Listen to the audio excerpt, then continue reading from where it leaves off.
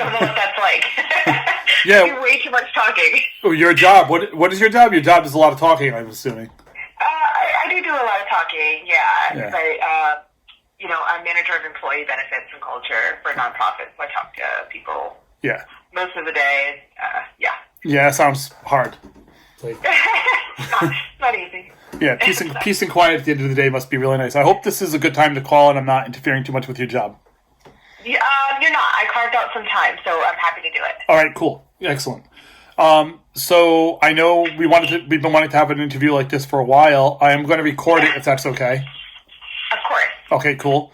And I just like to get that out of the way. And then what I'd love to talk about is starting a little bit from how you first got interested in politics, but then also to touch on the recent election and the Keep Metacomet Green hearing, which even advanced a little bit more last night with some pretty interesting stuff said by the Marshall developers.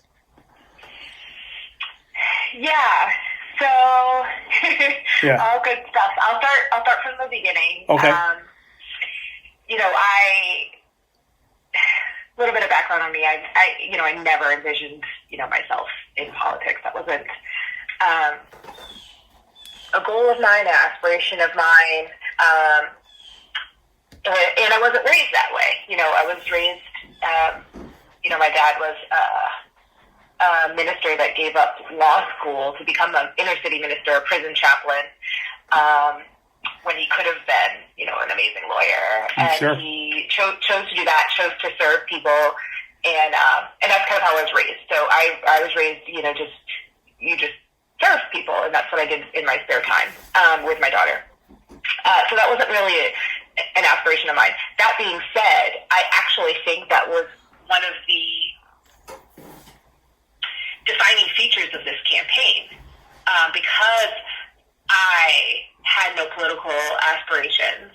I was able to fight for the people without having to worry about, some political end game, because there wasn't any besides accomplishing the bare minimum for working families in my community, and I didn't have to worry about that, which unfortunately is something that a lot of people in the political establishment do worry about, and that's what I think weakens their fight. But anyway, how I got into it was some friends in the community, actually, people that I had served with, in various volunteer capacities, kind of came to me and said, "We're so sick of the state house and our lack of representation, and would you consider running for office?" And I laughed, and then I had to really think about the world I was leaving for my teenage daughter. I had to think about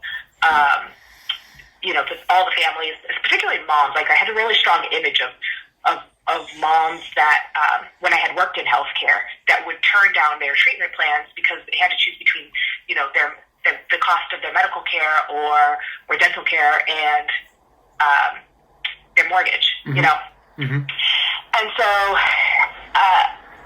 and also another deciding factor between my daughter, the planet, and that she was going to be inheriting these working families, and then also just my dad, and just hit the legacy that he left me, which is you do whatever it takes to look out for people and to fight for people, and there's nothing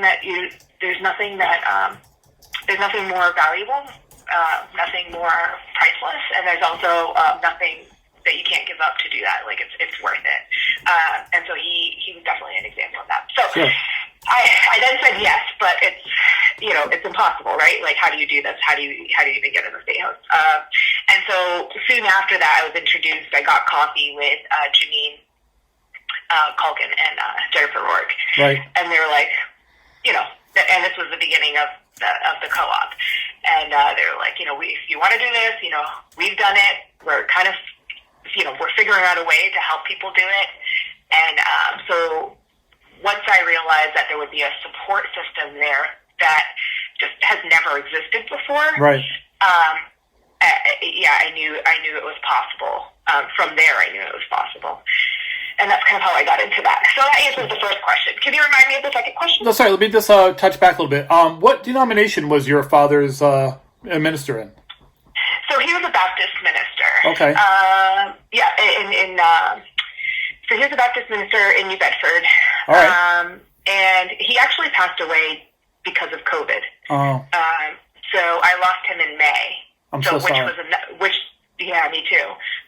Which made, this campaign was very, very difficult. But a lot of people don't know the personal costs that went into it. Going through COVID, being a single mom, working 2 jobs, trying to get a nonprofit through COVID and survive. Sure. Losing my dad. I also lost someone in November that was basically like a child to me. She was someone I mentored. She's a young adult through self-inflicted gunshot wound. And, that's awful. For suicide. So, when I say I've gone through a lot in this campaign personally, it really was a lot. This has been a tough year. I'm so sorry. I'm glad you got some good news on being elected, although that might open up tougher years in the future for you now. I think that will. I think it will get tougher, and I'm also not afraid of that. Sure. I think that I also think that it is a veiled toughness that we see in the state house of leadership. I don't think they're as tough as they appear. Right. And I think that's demonstrated really in this campaign because they are very comfortable. They're very entitled to their seat of power. They feel very entitled to it. And so that's actually their kryptonite. It's just how damn comfortable they are. Sure. And so, yeah. Well, it's funny because I had heard some place before that when men are asked to run, they think, sure, why not? But when women are asked to run, they have to be asked several times before they become convinced that they're ready or... What's that? That they could do it, yeah. Absolutely. I heard I heard the number was 7, and actually that was mentioned to me when I was first thinking about it. And I can't remember if it was Janine that said it. To me, and I had to think about the planet literally doesn't have time for me to wait 7 times to be asked. Right. I know I like to try to be the first person to ask many women when I meet them, right? So when I meet a woman at the State House who's doing some really good work, and I say, who's your rep? And they tell me, I'm like, oh, you should consider running, right? I say it right away, and they say, you don't even know me that well. I said, yeah, but I know you're a good person because you're here now on this issue, right? And I feel like, so I think it's important to ask each other to run and to just say, consider it, because, I think a lot of people don't think, oh, I'm not a lawyer, I'm not a business person, I'm not this or that, therefore I cannot run. But in truth, we need people from all walks of life up there. And I think Maura Walsh showed that when she ran as a waitress, as a server in a restaurant, and she won her campaign and did a really good job, I think, up there. So, I 100% agree. I also think that diversity brings a different perspective. My hope, actually, in this campaign was to get people to reimagine a new vision of what leadership looks like. Right. And leadership looks like the way that I was raised and the way that my father lived, and which is this service mindset, right? That you're not better than anyone else, that you're here to serve people. Right. And so if for a second, and I think it happened on the doors quite a bit, for a second, people were able to reimagine leadership differently than this co-opting of power, strong-arming, skirting with corruption, this impenetrable state house of people that just are not interested and don't have to even fake like they're interested in working families' issues, to something completely different. That was exciting to kind of see. So you got involved with the co-op, and as far as I can tell, looking at the loose structure over there, you look like you're maybe third in command, if that's fair. I don't know if that makes sense, but, it looks like it's Janine and Jennifer and you are right there. I'm not sure where you are but it looks like that. And you recruited a lot of... Not. What?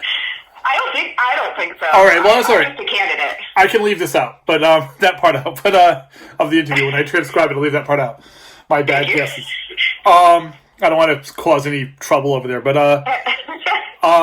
you went out and you recruited other candidates, and were you involved with that recruitment at all? Yeah, I'm responsible. Myself and Tiara Mack are responsible for Brianna Henry's coming on Oh, board. nice. So we both knew her, had a relationship with her. She saw that this was possible through us, and neither one of us knew that at the time. Me and Tiara didn't know each other prior. Right. But we had this mutual connection, and so it was, it was empowering and exciting, and she knew that and Brianna knew she didn't have to do it alone. She knew she had a system of sisters that were going to have her back. Nice. And we did, and we got her across that finish line. Yeah. She was, honestly, of the people who were running, I knew maybe the least about her race because, things get out of get away from you at first, right? And so there's so many races, so many things to do, and I'm only one person. I was watching that race, but I didn't really know Brianna until basically the day she won. And then I find out from my daughter they went to school together. Oh, how cool! Right? Is that weird or not? So I was like, well, fantastic. And my daughter says, yeah, she's cool. She's great. And I'm like, okay, good. I feel this is a good thing, Yeah. That's fantastic. So let me ask you this. Before you considered running, or maybe shortly after you considered running, how often had you interacted with your state senator, Bill Connolly? That's a really great question. Not much, not at all. I know that I had gone to the State House to testify for a couple of things, but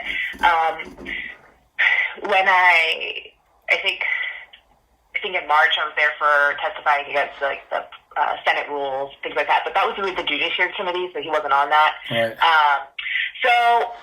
From my recollection, no real direct communication. But I will say this: some of my biggest supporters, I had a strong team, a very strong ground game and a strong team.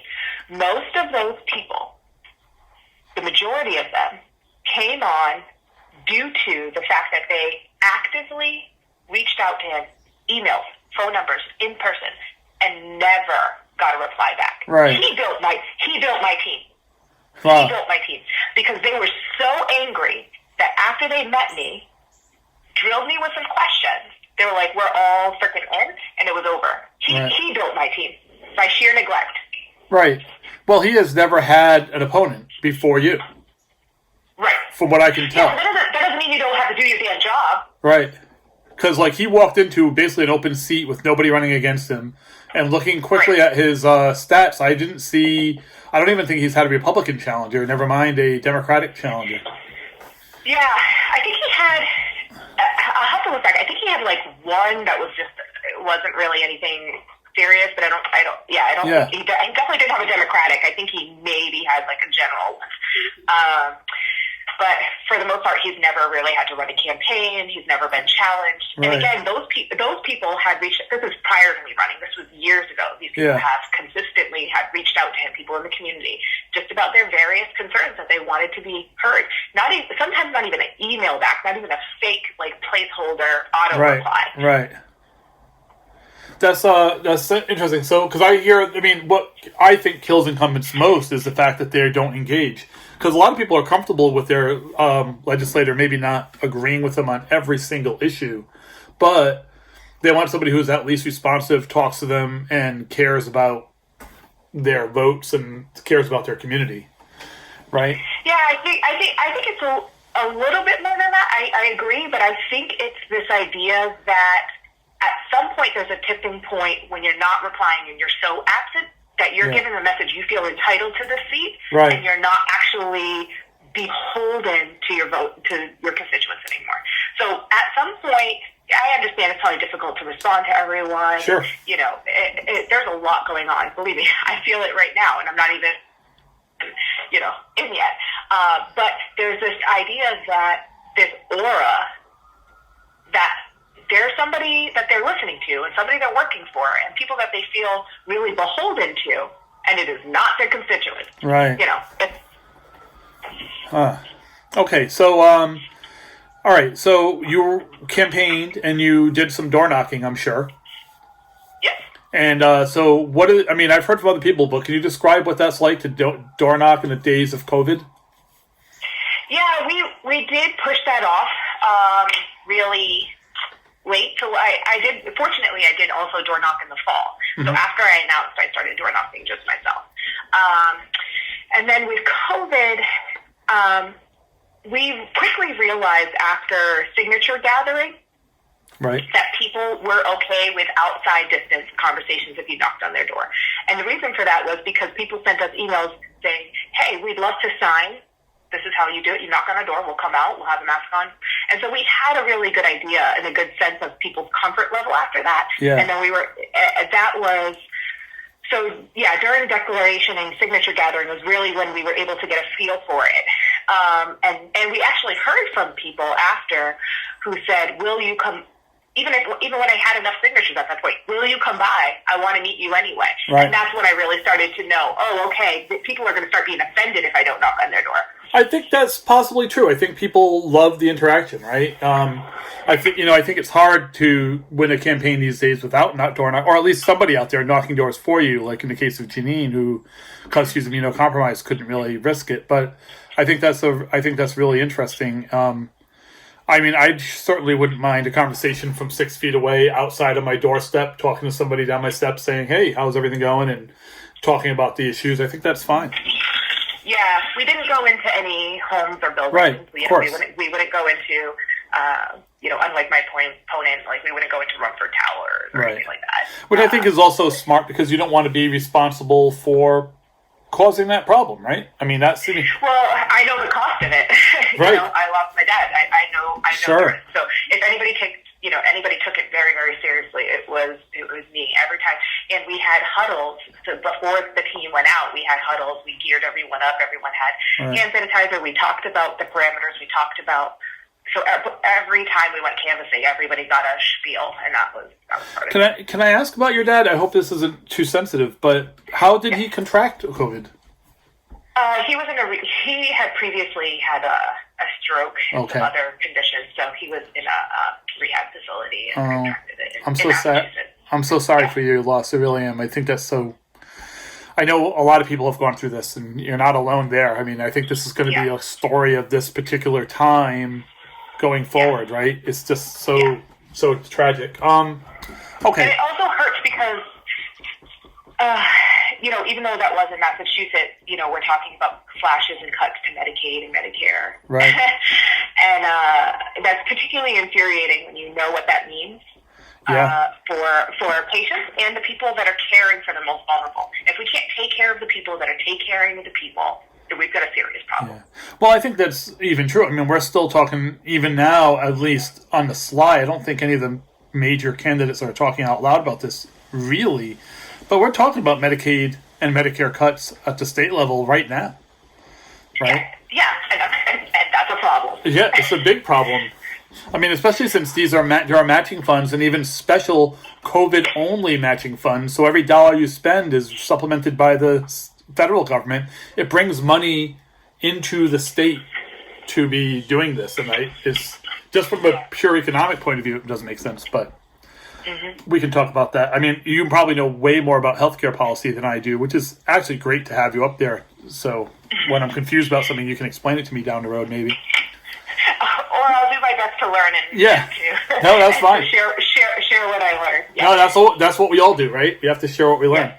All right, so you've got the election going, and at what point did the Metacomet golf course issue get on your radar? Well, being active and involved in listening to my community didn't start with campaigning. So it was on my radar pretty much as soon as it happened because I talk to people and am very, connected with friends and neighbors. Right.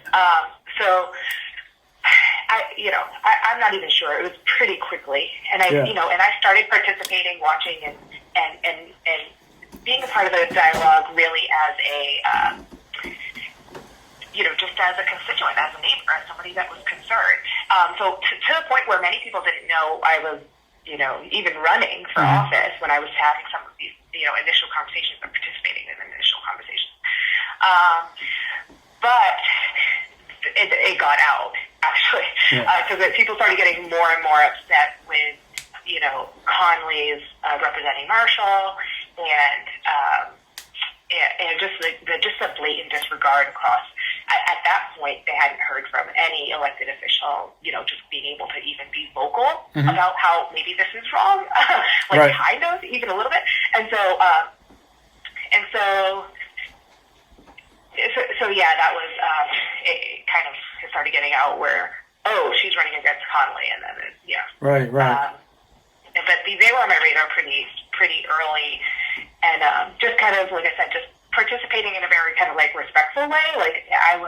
I understood that there were people that were taking the lead on this, and that's one of the worst things about a lot of the people in the state house. They just like to jump in and take the lead. They like to jump in and take. And I was just so proud. I sat back and I was just so impressed by the 5 women that were organizing KMG, and they were actually quite inspiring to me. I'm like, that there's no, justice, working for justice, doing justice work doesn't know any gender, age, race.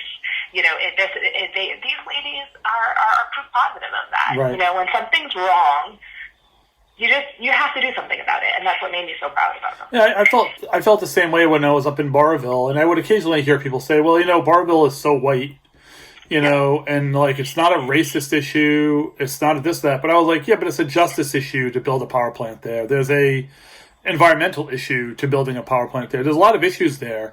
It's not always about. Social justice is about a wide range of things, and compared to the billionaires who want to take all our stuff, we're all very poor. Doesn't matter if you have a really nice house in Barville or a smaller house somewhere else. We're all on the menu for these people. Yes, absolutely. And I think when I'm talking about justice and with my community, or issues like KMG, Burrillville, and other issues that are across the state. The thing that defines it for me is when there is a problem, when there's an issue that is hurting people, hurting our planet or hurting people, when the people with the most power to address it, the people with the most power to change it, shifts the burden of responsibility on the people with the least power to do anything about it. Right. And it's usually the same people that are suffering under it. That's why people that are suffering under racial oppression are the ones that have to march. That's why our children, who are the people that are going to have to live with the disaster of the planet we're leaving them, have to march. Right. That is why community members in Riverside and East Providence have to work all day and then go picket outside of a country club. Right. That is why the senior citizens in Burrillville have to stand up to an LNG plant, because the people with the power that should be addressing it have not only neglected it, but they have pushed the burden of that downward on the people that are already suffering under it. That is the heart of injustice. Yeah. And even more so, though, I think in the case of the Metacomet, William Connolly was profiting from this. Absolutely. Right? Absolutely. And this is the best part. Unembarrassed. Right. Not ashamed. When he got called out, when he was the face of Marshall initially, and everyone was like, hey, is this wrong? Could this be wrong? Let's do an ethics thing. Let's question.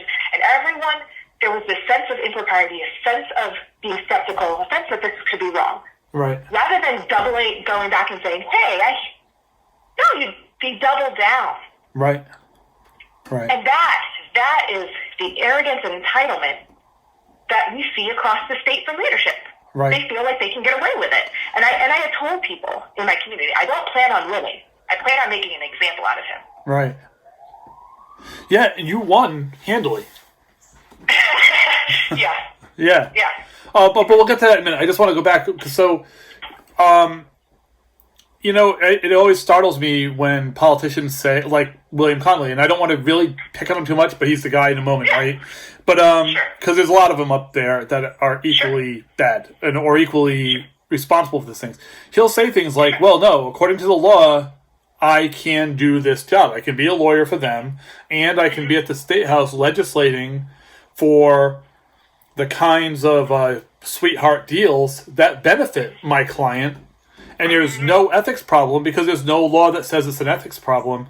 Yet the person who makes that law about it being an ethics problem is, in fact, William Connolly. Exactly. Right? And it's just insulting to us because what a low bar. Yeah. What a low bar. Because it is is basically saying that whatever I can get away with, I will do. Right. And that is a low bar. And I think that's what I meant by reimagining leadership. We have, honestly, if the state house had a fraction of the character that my community has, we would have a different state house. Right. Because and so once knocking on those doors and having conversations with people and having them realize, hey, wait a minute, the character and the core values that you and I live by are not reflected in the state house. Don't you want better? It was always yes. Mm-hmm. Well, so it doesn't matter at that point. It doesn't matter if it's illegal and if he can, because he already lost people's trust. Right. Isn't that the point of a representative democracy, that we send representatives to the legislature who represent our values, who hold some or most of our values, and therefore they go and they speak on our behalf now? And so if he's not sharing the values of the community he's serving, then honestly, he needs to be replaced, right? I mean, that sounds logical to me. Yeah, I think that, there's that should be the way it is. We should be represented that way. Yeah. But I think it is crippled by the involvement of money in politics. Right. It is crippled by this very example of lack of accountability, that the people that, for example, him being able to influence the law that says it's unethical while doing unethical things, and when questioned, saying the lowest bar, it's not illegal. Right. So, yeah, it's at the heart of it, at the heart of democracy, the spirit of the law, yes. But for a very, very long time, as long as most of us can remember, that's never been the state house here that we've known and that we've lived through. And that's, I think, why this has moved from a campaign to a movement. Right. Because people started to believe that it could actually be that. Yeah, I think that's a good point.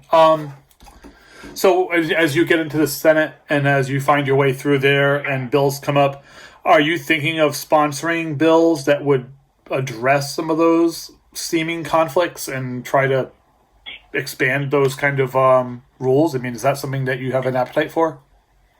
Yeah, absolutely. I think not only do I have an appetite for it, and my community has an appetite for it, but I think I am obligated because one of the biggest conversations that we had, in addition to fair wages, healthcare, and the environment, was good government.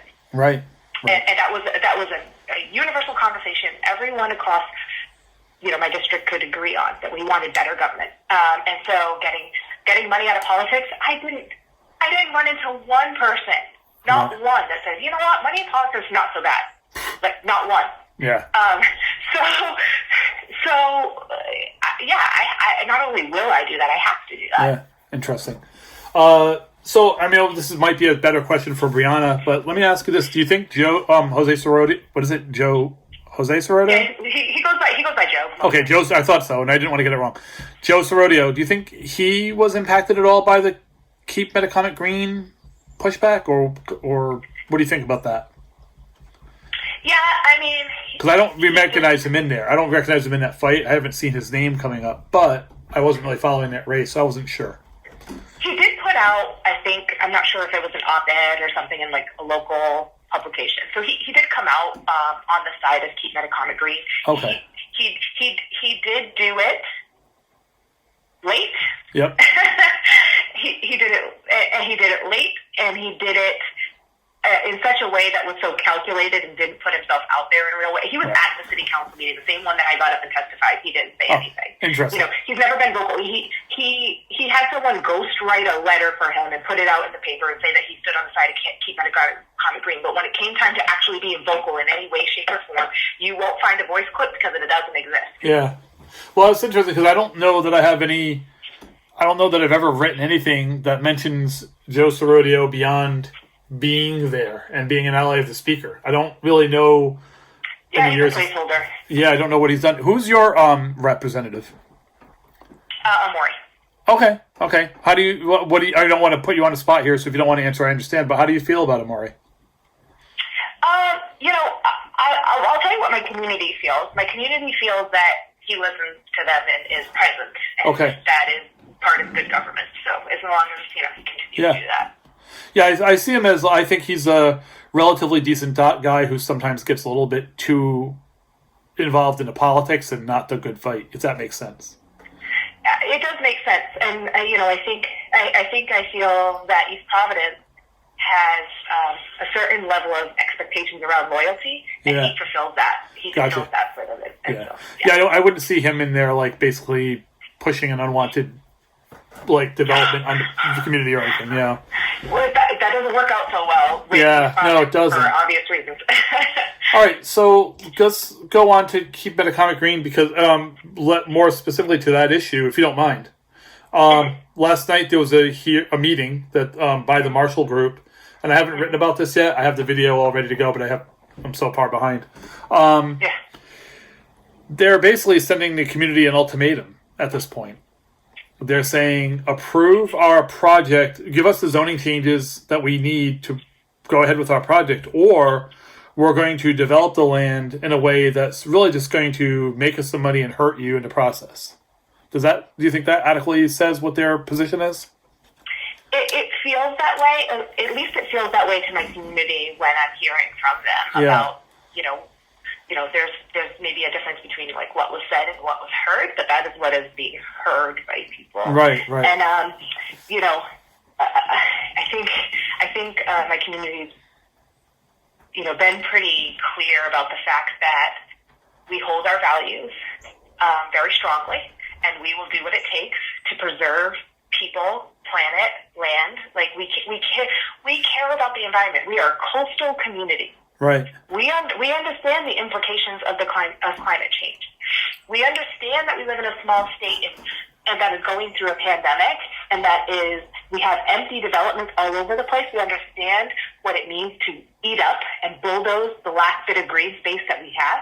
We understand the implications of that. And so, giving this community ultimatum will not work out very well because we're not. We won't give up. They won't give up, and that's why I love them so much. They will not give up. It's just going to be, we'll fight to the very end. Yeah. I've been involved in fights like this, obviously, and I've been on I've covered the winning and losing sides of this, right? Where people have won, like in Barville, and where people have lost, like in Providence with the liquefaction facility in the Port of Providence. So this, I have to admit, when I first heard about this, what got me most interested was the presence of Conley and Shikarchi, right? Shikarchi, who's a very powerful figure in the House, maybe will be the next speaker, right? And if he makes it to 2022, right? Well, if he wins 2022, yeah. Well, I think Shikarchi doesn't even have an opponent, so he's so he's in no matter what. Now, but yeah. Oh yeah, totally, right? Because we need. I mean, honestly, we just need some, changes there too. But I don't know how much of this I can put in now that I'm talking so freely. I'm like, oh no, Yeah. I'm like, you may want to cut some of that out. I know. I'm letting a little bit more of myself show here. All right, so I'll go back. Okay. We are all right. So you've won your race. Yep. You're the senator elect. You don't have an opponent. There's no Republican, so you're in January. Yep. When you get there, you've already said, I think you told Public's Radio this, you are not going to vote for the Senate president. Yeah, absolutely not. Right. The current Senate president. So, so as far as my count, that's you and Sam Bell totally not voting for the Senate president. I assume Janine won't be voting for this, but I haven't talked to her. I know Sam has said. I'm thinking that some of the other winners aren't going to. Maybe Tiara, maybe Jonathan Acosta. So the number of people who are opposed to that Senate president, at least in this caucus, or progressive caucus in quotes, is growing. Has anyone reached out to you about the Senate presidency who might have won? I mean, you don't have to give me names, and you don't have to tell me anything if you don't want to. If it's too private, we can leave this out. But have you been part of any conversations regarding who would take over as Senate president in January? Yeah, so I'll say a couple of things. I'll say one, which I will say that there is an expectation across this state from all the districts that are won, that there's an expectation across the state that leadership will look different. Right. And anybody that underestimates that is really underestimating the level of this movement. So you can talk about like me and Sam, Sam and myself committing to a no. That's not the biggest no is the one that is echoing across the state. Right. That a no to Ruggiero. I also think it would be dangerous to assume that, not dangerous, but I think that we shouldn't assume it's all progressive. Right. I think that leadership can and should look different in the state house, and I think that a lot of people would be willing to agree to that. So I am curious, like you and many other people, I am very curious about who's willing to agree that leadership should look different, that the Senate president should look different this year. Mm. I'm just as curious. I'd like to have an option of somebody to vote for. But I will tell you, he won't get my vote. But I would love an option, and I can guarantee you, people across the state would love to see leadership look different in the state house. So and on that Senate floor. So that's what I will. That's cool. What I'm willing to say. I'll say this too, that it is in the past when these votes have happened. I and other reporters, I'm not just alone here. It's not just because I'm me. We don't get a lot of access to the inner workings of how those votes go. After the fact, I might hear from one person, like sometimes Sam, sometimes other people, will give me a little bits of insight into what the process is, what the conversations were like, or what carrots and sticks were used. But I don't hear a lot. Do you think there's a possibility that the new people going in will be more open about what the process is like and be more open about what's being said behind closed doors and how these decisions are being reached? Yeah, so I think part of taking out leadership, like, Connolly's out and Metz out and other, people that were voting lockstep with the Senate president, that were, the power at the State House and the power of the Senate president has been weakened. Right. It's just agreed upon. And so what that means is people that have been strong-armed, elbowed, muzzled by him are a little bit freer now. Yeah. So I hope, I can't speak for Ripsy, I can't speak for any other candidate, but my hope is that shift in that loosening of the grip of the corrupt establishment, that loosening of that grip will loosen people that are already leaders, that have already been representing their community, that have already been in the State House, to be a little bit bolder, a little bit looser, and kind of pull back the veil a little bit. I think we'll see more of that. Okay, good. All right, now I want to say 1.5 nice things about the person you're replacing, with the idea that you'll tell me what you think about these ideas. Your opponent is known as sort of an environmental champion. I don't see him that way, and I don't think the Sierra Club sees it that way when they revoke their endorsement. But he has pushed through some semi-important environmental legislation, or at least championed it in the Senate. But at the same time, he's done things like worked to use Providence water for the Invenergy power plant. He supported the Invenergy power plant. He undermined the people of Barville when they were in there trying to prevent the power plant through moves by the Senate and the House. So, what are your thoughts on the environment? And do you think you'll be able to basically do what he did but better? I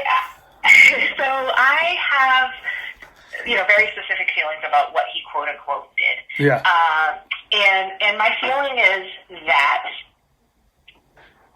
there were a lot of half measures for a headline. Mm-hmm. So sponsored bills that he didn't feel accountable to make sure they saw the light of day or actually saw systemic change in our environmental crisis. Right. And that was proof positive by his lack of urgency of shipping things off to study. Right. When our planet is burning. That's one. Two, I think that he is not my bar of like the precedence of like which I will gauge what I'm going to be doing. Yep. Because that's a very low bar. For me, I'm thinking about what's happening on the West Coast and how I'm breathing in the smoke of that. I'm thinking about the planet that my daughter's having to live in. I'm thinking about my friends that live on the other side of the river and that their kids are drinking lead water with lead in it. Yep. So I'm thinking about how the fact we're shipping billions of dollars out of the state, and we are dependent on the fossil fuel industry, while our elected officials sit on their hands and let corporate lobbyists fill their pockets. Right. I'm not okay with that. So, my standard is we have a very small window to change this. It's full throttle ahead on every single thing that we can do to address the climate crisis before it's too late, so my children and my neighbors' children have a chance. Right. That's it. So the other thing is that Connolly was pushing forward a bill, which I don't think had much of a chance, wasn't going to pass the House, even if it somehow passed the Senate, to raise taxes on the rich, right? Yeah. Is there a better version of that bill that you'd like to see, or is that a bill similar to that, something that you'll be on? What do you think about that issue? I've not been quiet on that. That's really on the Rhode Island Political Cooperative platform. We wrote a policy about taxing the top 1%, and in a very aggressive way. I believe what we proposed was far more aggressive than what was proposed by my opponent, which, by the way, was conveniently proposed or championed in the speaking moment about it after I announced, after we posted that policy that we had worked on. So this goes to the heart of the matter of both the tax issue and the environmental issue. We are in a place right now where people no longer believe in politicians that cannot genuinely, authentically fight. They do not buy, half measures for a headline. They do not buy, 8 years in as chairman of the finance committee, now you think we should tax the top 1%?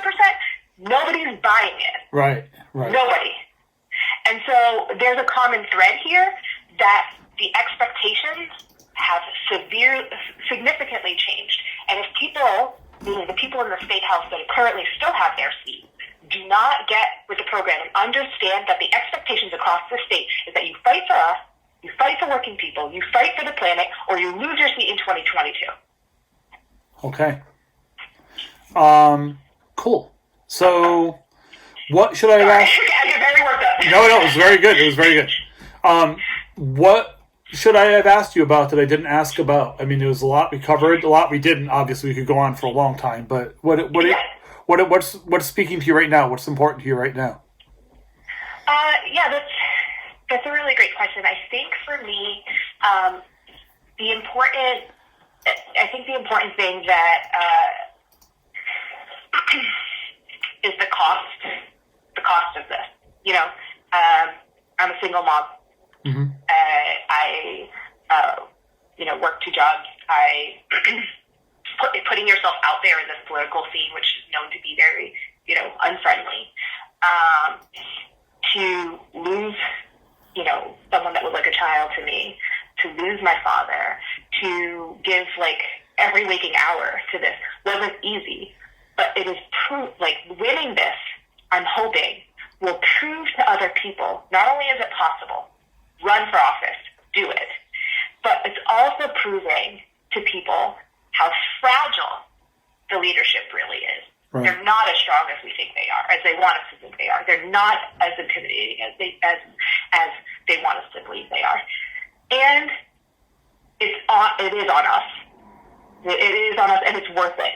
No matter how painful it is, life really, as a single working mom, working class people, life is going to be hard anyway. I'd rather it be hard. I'd rather it be painful and fucking. Sorry, please don't put the F word in there. But actually see change and fight for our neighbors and fight for working families in our community. You can do both. It can be hard and we can be successful together. Yeah. I think that's the message that I want people to know. Nice. And it seems like you'll have people in the community supporting you, which must be a nice feel, since you don't have to be sneaking around on them or fighting them. You'll be able to work with them, and they should be able to bear some of the hardships on this as well. Yeah, absolutely. I built a really amazing, strong team, and they are, they've been inboxing me recently because we used to have weekly huddles, weekly virtual meetings. Right. And they're like, can we still have that meeting? They're really excited about having access to the State House and being able to have their community voices heard, and they're teachers, nurses, parents, Right. environmentalists. So they're excited about that. There's one other thing that I wanted to mention. Although we did build a very strong team in the community, this wouldn't have been possible without the co-op, but also the partnership between co-op and Sunrise. Yeah. Sunrise, they were the boots on the ground with the community. So I had friends and neighbors who were teachers and nurses next to high school and college kids that are just excited about the Green New Deal, working together. It was really beautiful. But Sunrise was definitely the fuel behind a lot of this momentum in the campaign. That's really impressive and really interesting that you say that, because I've been following the Sunrise movement here in Rhode Island for as long as it's been, right? So I've been to some of their earliest actions, and I've been following them all through. And then just ahead of this political campaign, like, Sunrise kind of disappeared from doing the kind of actions that I'm used to covering, and they fell into doing the kind of stuff you're talking about, basically supporting all these different campaigns in a big way. And across the country, not just here in Rhode Island, across the country, they've done amazing work. Ed Markey and other people, and it's not like people are winning by a little bit. They're winning by commanding leads, right? Yeah. There was because we need the Green New Deal. Right, because we need a new Green Deal, right? Because as a world, we want this, and yet the only people who are saying we don't want this are the people who are somewhat benefiting from the way things are. Right. Yeah. And these kids have energy and youth on their side and longevity. Yeah. They will. I said I would outwork my opponent, but they will outwork all of us. Yeah. They understand that, and they're in it for the long game. I mean, these kids are talking about, how they're going to be doing this for the rest of their lives. So if either people can get with the program now, or they can get out, because it's just going to keep growing from here. I tend to agree. I think, if there's anything that gives me hope in this world, and sorry, that was a duck apparently. If there's anything that gives me hope in the world, it's that. I don't really, because with everything that's happening, it's really hard to find those places. But those kids, man, they rock it. It's amazing. Yeah. They were very invigorating on the campaign. Yeah. They got everybody fired up. It was a lot of fun. How about your daughter? Is she involved with them at all, or is she? She's not part of the Sunrise movement. She was obviously part of my campaign. And Yeah. She cares a lot about environmental stuff. She is, she's quite introverted, and she's an artist. Yep. So she doesn't love to be in the front. But you'll see a lot of pictures of me, and most of the pictures of me are taken by her. So Okay. she likes to kind of stay in the background and take photos of things. You'll remember probably at the Meet the Candidate event at the library in Providence. Yep. She was the kid in the back with the camera taking pictures. That's pretty much my thing. I took to being known in the world I didn't love it, right? When I first started doing this, no one knew who I was. I would show up with my camera, take some pictures, write my article, and no one knew. All right? Yeah. And then I remember the day I was at the State House, and somebody at the State House was pointing me out to one of the legislators saying, and they were basically saying, that's Steve Ahlquist. And I was like, oh crap, now they know me, right?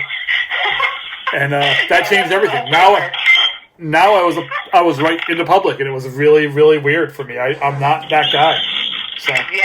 Yeah, and it's interesting because when you walk in a room, everybody knows, like, oh, that's Steve's here. Yeah, right. And now that is, but when I first started, like 8 years ago, for 2.5 years, I was just like anonymous. I'd be putting up these posts, and people were like, "Who is this guy? What the hell is he doing to us?" So was it easier? Was it easier being able to fly under the radar?